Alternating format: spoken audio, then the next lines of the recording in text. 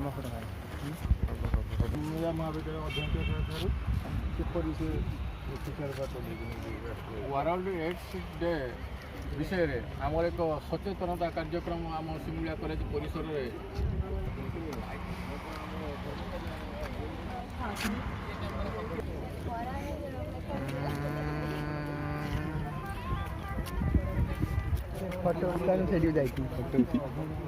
ଭାରତ କେବଳ ନୁହେଁ ଏଡ୍ସ ମୁକ୍ତ ପୃଥିବୀ ମଧ୍ୟ ଗଠନ କରାଯାଇପାରିବ। ଏ ବିଷୟରେ ଉପସ୍ଥିତ ଆମର ସମସ୍ତ ଛାତ୍ରଛାତ୍ରୀ ଏବଂ କର୍ମଚାରୀ ବନ୍ଧୁମାନଙ୍କୁ ମଧ୍ୟ ସଚେତନ କରାଯାଇଛି। ମୁଁ ମଧ୍ୟ ସମସ୍ତଙ୍କୁ ଏ ବିଷୟରେ ସଚେତନ ବ୍ୟକ୍ତିଗତ ଭାବରେ ମଧ୍ୟ କରେଇଛି ଯେ ଏକ ଏଡ୍ସ ମୁକ୍ତ ଭାରତ ଏଡ୍ସ ମୁକ୍ତ ଦ୍ୱାରା କିଭଳି ସମଗ୍ର ମାନବ ସମାଜ କିଭଳି ସଂକ୍ରମିତ ନ ହୁଏ ଏବଂ ଏକ ସୁସ୍ଥ ସମାଜ କିଭଳି ଗଠନ କରାଯାଇପାରିବ ସେଥିପାଇଁ ପ୍ରତ୍ୟେକ ଜନସାଧାରଣ ଆମେ ଏକ ସଚେତନତା ସଭା ଆୟୋଜନ କରୁଛୁ। ତା ଦେହରେ ଆମ ସହଯୋଗ ଏନ୍ଏସ୍ଏସ୍ ଆଉ ଭାରତ ବ୍ୟାଙ୍କର ଆମର ଛାତ୍ରଛାତ୍ରୀ।